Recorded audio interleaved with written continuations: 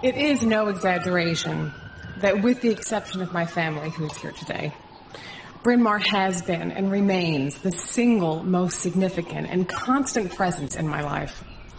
I grew up on these fields, in these halls, and in this very garden.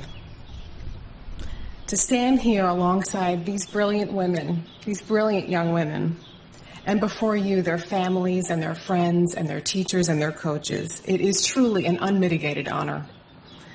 And although I needed no reminder, particularly following Alumni Weekend, this certainly confirms that I'm no longer in the category of young alumna. And just yesterday, I received my copy of Ex Solo Ed Solum, A History of the Bryn Mawr School. And if I look a little under-rested today, it's because I pored over every page as I sat on my couch snuggling with my dog. And this may not have been the best plan to awake refreshed to greet you this morning, but I think it speaks rather well to my fondness and love of Bryn Mawr. There I was, as I said, settled on my sofa reading, paging through each of the photo plates and reading bits and pieces, and then it happened, the cover page to Chapter 7.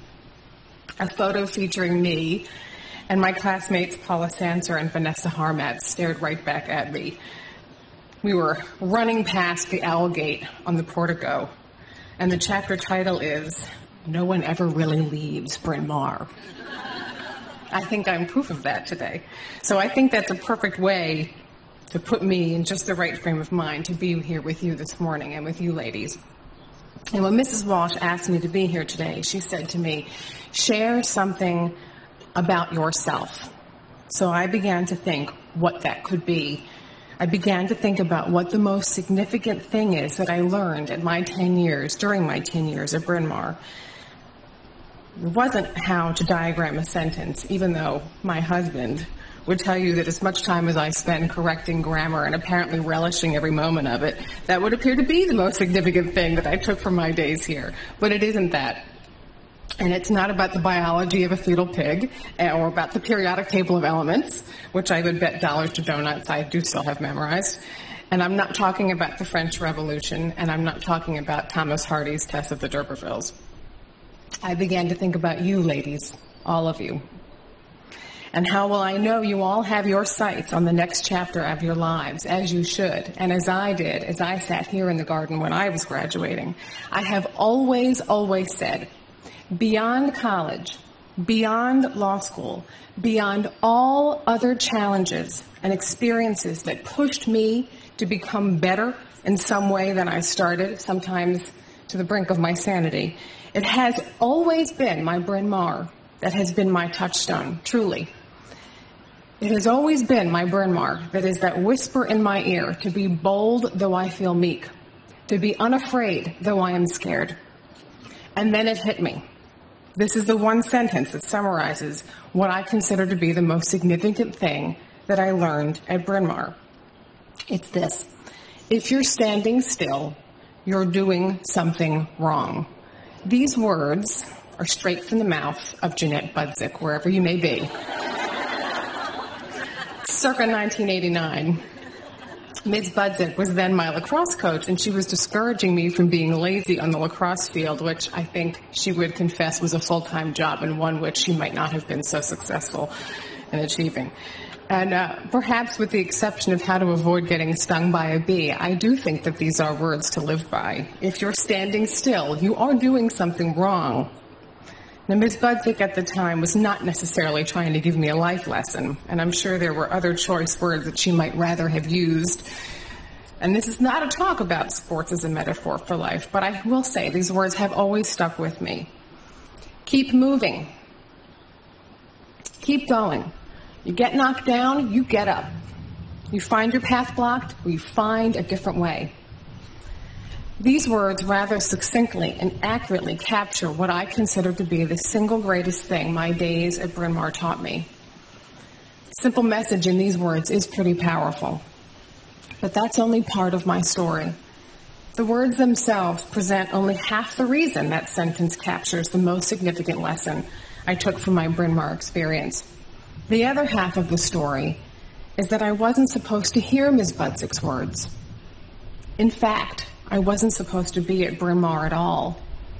Because the truth is, Bryn Mawr didn't want me. At the age of 7, I got my first, certainly not my last, big rejection letter. An experience some of you may be fresh from following the high competition of college decision season. It was my sister Mara. She was the smart one. Bryn Mawr wanted her. Right, Dad? You didn't think I knew that. Despite Bryn Mawr's celebrated academic standards, I dare say my mother and father simply wore them down. Dear Mr. and Mrs. Rubin read the letter. Yes, I actually have the letters. We are delighted to welcome Mara to the class of 1988 with the Reverend. Dear Mr. and Mrs. Rubin, Julie is a lovely young girl, but we're not certain that Bryn Mawr is the right fit for her. Letter number 3. Dear Mr. and Mrs. Rubin, thank you for visiting with us again this afternoon. We are pleased to offer Julie a place in the class of 1991. Right? But despite that, I will say I think I had rather a bumpy beginning. I have the distinct memory of hiding my report card from my classmates in my early years here in lower school. Their shiny, perfect marks called out to me, "You don't belong here." But then came Mrs. Fine, Ellen Fine, in the 3rd grade. Mrs. Fine regularly suggested that I sit next to her. But I never felt scolded, and I never felt embarrassed. Somehow, Mrs. Fine managed me without making me aware that I had to be handled. That lady did have the patience of Job, I will say. And there were others equally wonderful who followed Mrs. Fine. Some of them I see staring back at me this morning. There was Mrs. Margolis, who urged me to write with distinction and purpose. She saw my love of writing, and she pushed me really, really hard. If you know Ms. Margolis, you know I speak the truth. There was Mrs. Miller, who told me if I liked to cook, and I did, that I could be good at chemistry, and I did it. Mrs. Levine, Mr. Warren, Ms. Dallum, Mr. Speedock, and there were others. And don't misunderstand me. Even despite these wonderful teachers, I had plenty of struggles right up until the moment I wore my white finery and carried a basket of daisies into this garden where we gather today to honor you. I was plain miserable at math all the time, and French was Greek, and I wanted more than anything to be a star athlete, but there I resided on the JV bench. I had lots of joy and success on this campus, ladies, but I hit some serious clunkers, too. You heard Mrs. Walsh introduce me with kind words. Lots of lovely things have happened in my life, and lots of good things that I'm tremendously proud of having accomplished. But these are the highlights. The interest and the important part isn't in the highlights. It never really is it? From cradle to grave, I am my foibles and upsets and what I call the big, fat, ugly mistakes. As much as I am a good wife, and a lawyer, and a law professor, and a writer, and a board chair. I have won big cases, to be sure, and I have lost just as big. And I have gone home and collapsed in a heap of exhaustion from losing. And I have stayed out too late to celebrate a win. It's a very, very tough thing to work very hard, to give it your all, and then to lose. It's harder still to get up and do it again as though you never lost. But it's made me tougher and smarter and more appreciative of the wins. My parents get the credit for convincing Bryn Mawr to give me a shot. Bryn Mawr gets the credit for taking a risk on that kid that just couldn't sit down. And that was not under my control, or really even in my consciousness. But the lessons they taught me together, Bryn Mawr and my parents, by thrusting me into a situation they knew well would be an uphill climb for me, taught me early that you must be willing not just to try, but to will it. To will yourself to be able where you feel unable. To will yourself to learn what seems impossible to comprehend. Over and over and over again your whole life long. To will yourself to expand beyond yourself as you are today. To evolve into your better self, consciously and with conviction. I bet each one of you, ladies, has already experienced the power of willing it, of willing yourself to grow and to rise to the occasion. I trust each of you has had to struggle to overcome your own weaknesses while here.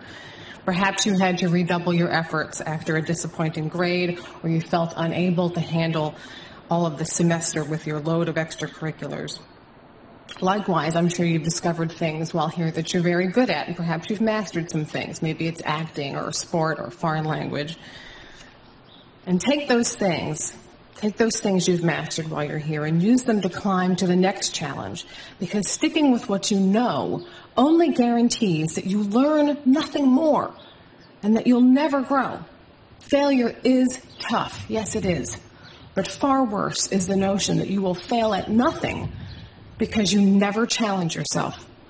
Go to the mountain you have never attempted to climb, not for lack of interest, but for fear of your inability, for fear of confronting your own limits, fear of others witnessing your failure, because as much as we may hate to admit it, our vanity does exist, doesn't it?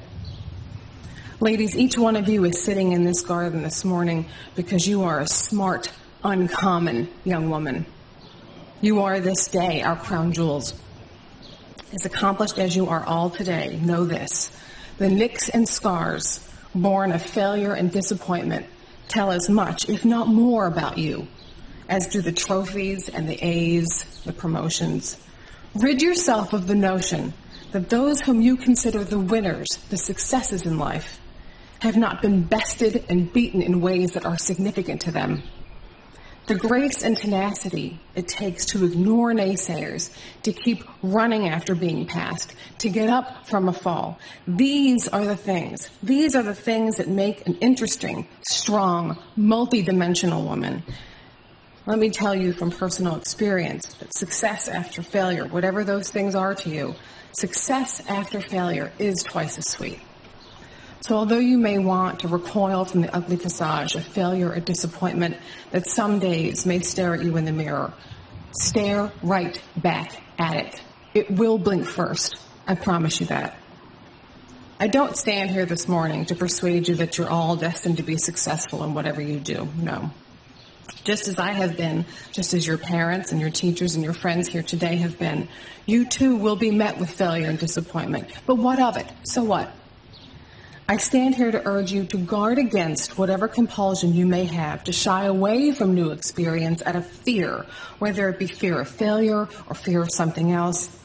Similarly, I urge you not to stuff away your failures, flubs, and false starts into the bottom of your closet, or to let them suck the life right out of you.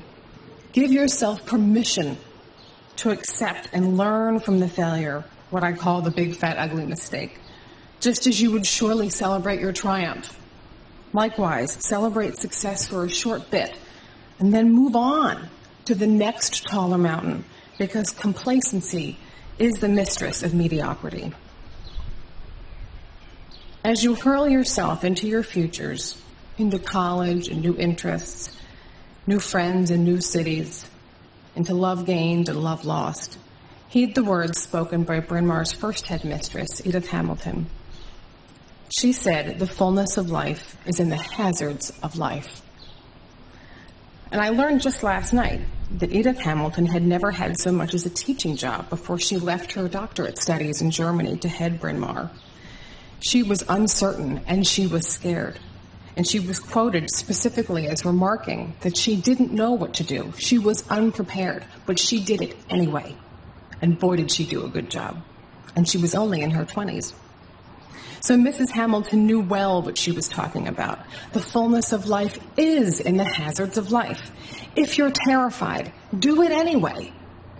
When you're defeated, pick up to battle the beast again. Be nervous, get uncomfortable. You have the power, ladies, to be more amazing than you ever imagined, more amazing than anyone has ever told you. You have the power if you have the will. So as you go out there to do your thing, set upon the path that fascinates you. Choose not the path dictated by your past success, because, ladies, wash, rinse, and repeat is not a life plan. Thank you.